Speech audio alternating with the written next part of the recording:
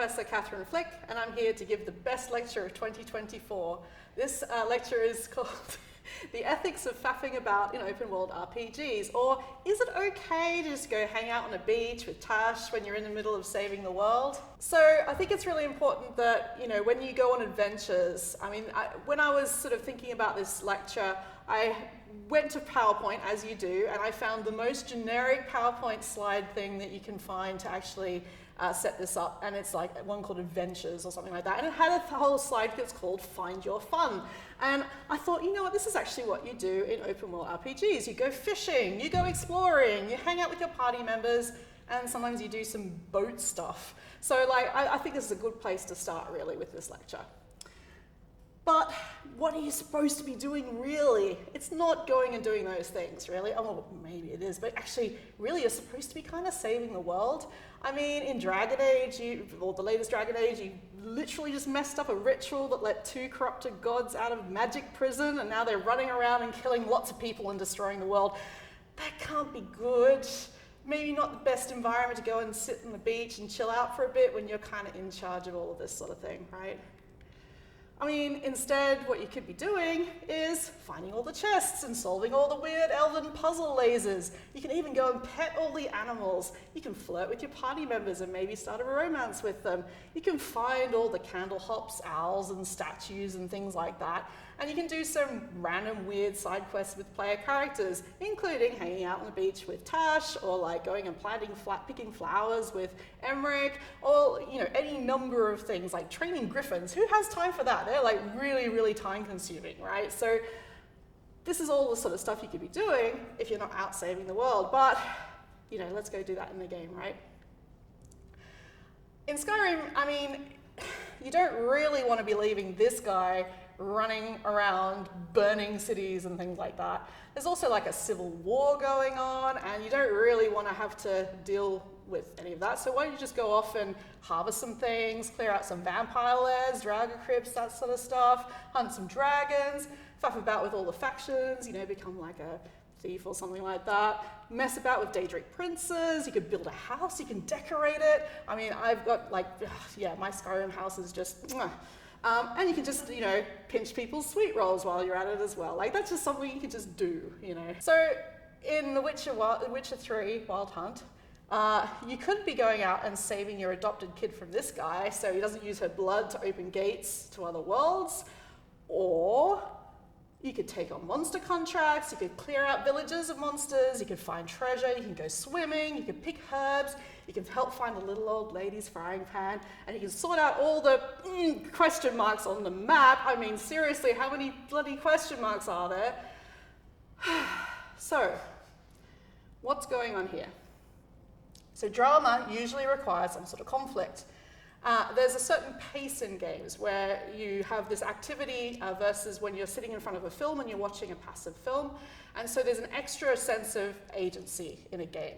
So that means that in a game, the director is no longer in control of the pacing of the game. So there's a certain amount of suspension of disbelief that's required to kind of enjoy a game to its fullest, let's just say. There's an unwritten contract between the player and the designer that this urgent thing, saving the world, will probably wait around for you to show up, basically, because you're the hero, remember? So this is known as the urgency issue. So there were a couple of writers that wrote a really good paper about this called Gjörl and Jorgensen, and they talked about that they defined the urgency issue as that when progression towards a seemingly urgent point in the narrative can be postponed or wholly ignored by the player, breaking the intended pacing of the narrative arc with no cost or consequence upon the eventual continuation of the narrative. So it's sort of this whole quick, we've got to break these dwarves out of this stone because they can't breathe, but I'll just go over here and loot some ore and, maybe open a couple of chests or do this jump puzzle or whatever, and those dwarves will probably still be breathing by the time we get to them anyway, right? So, what's a power-hungry narrative designer to do? You want to control these wayward players that don't want to go out, you want to get them onto your story, you don't want them off fishing or whatever. So there are several methods that are used in games to kind of force you along these paths, of these narrative paths. So one of them is called forced progress, where you trap the player in so they have to complete the quest, and most games do this to some extent or another. You can end the game some way, which I'm calling faff about and find out. So Nier Automata does this, and Fallout 2 also does this. Basically, if you spend too long faffing about, the game just finishes, right? It just like you fail, essentially. There are things called forced timings. So Dead Rising, for example, is timed in-game to only last 6 hours. So you've only got 6 hours in which to do the things, right?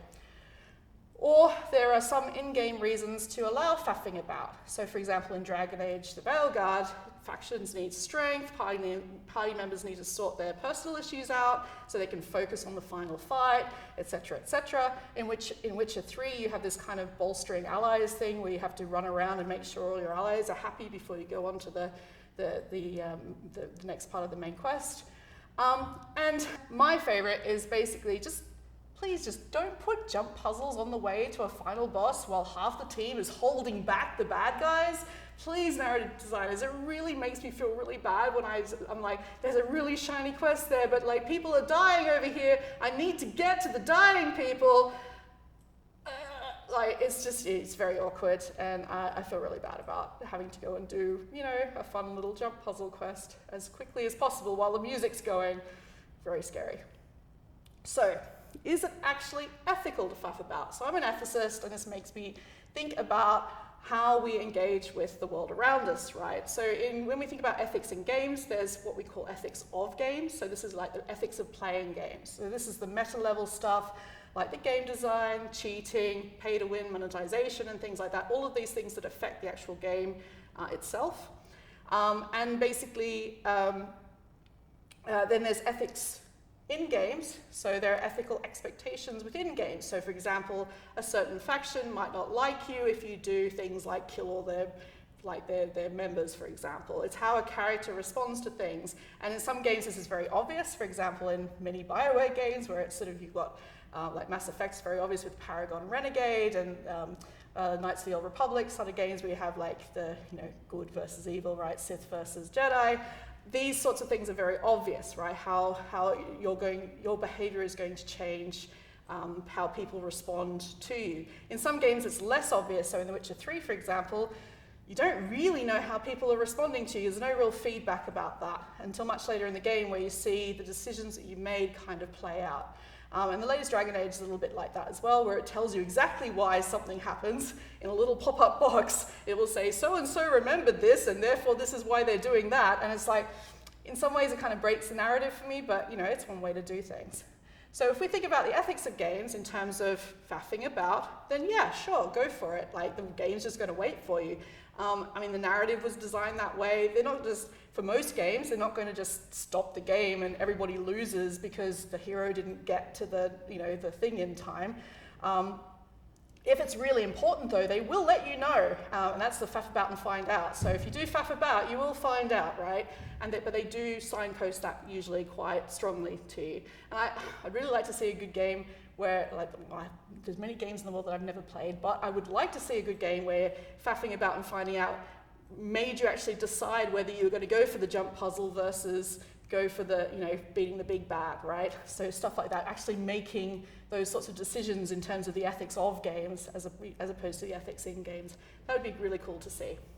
So in terms of the ethics in games, well, this is all about role play, right? So it's in a role play game, if you wanted to really role play your way through this particular game, there would be a set of normative expectations of behavior, right? So you would go and save everybody from the big bad rather than doing the jump puzzle quest, right?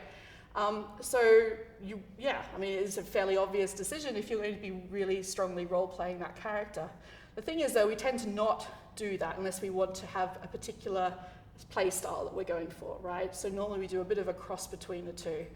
So we probably do, feel bad about not going and saving all the people from the big bad, but we're not going to feel bad enough that it stops us from doing the jump puzzle. There are many things that you do in games that you don't do in real life. So you go around and you might talk to everyone. Like, I don't usually go and talk to every single person I see standing about on my way to work or something like that. You might ransack people's houses, steal all their stuff. You could do that theoretically in real life, but that's a kind of a faff about and find out situation of itself. You might also kill people in games, which most people generally don't in real life as well. And you might do things like stopping to pick flowers from the side of the road, which I probably wouldn't do, especially in downtown Stoke. Might be a bit grotty. And you might not, particularly if you have an allergy, pet all the cats, which I have definitely been doing in Dragon Age most recently. But maybe you're also like me and you do actually go and pet all the cats because they are just nice to pet, if they let you, right? It's a consensual thing, this is important.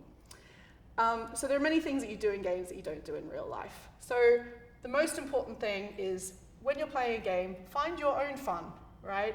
Find all the chests, get the lady her pan back, steal those sweet rolls, complete all the question marks. It's probably just diving for treasure anyway, and who can like line that stuff up? I mean, it's just impossible. But if you're a completionist, that is your fun. Or you can go save the world if you're a role player or somewhere in between. You know, just ignore all those things. Go and do the main storyline. Some things you can probably catch up later, maybe when you're, you know, miraculously save the world. You can take the time to go and do all that stuff, but some games won't let you do that. You can also do both, right? So games let us explore things that we don't usually do in real life. Games let us explore alternative codes of ethics or behavioral expectations. And games are in on the scheme. Most of the time they will wait for you, or they'll let you know if they're not going to wait for you. And sometimes it's fun when they call you out, like in Baldur's Gate 3 when, you know, if you know, you know. So that's me. Thanks very much.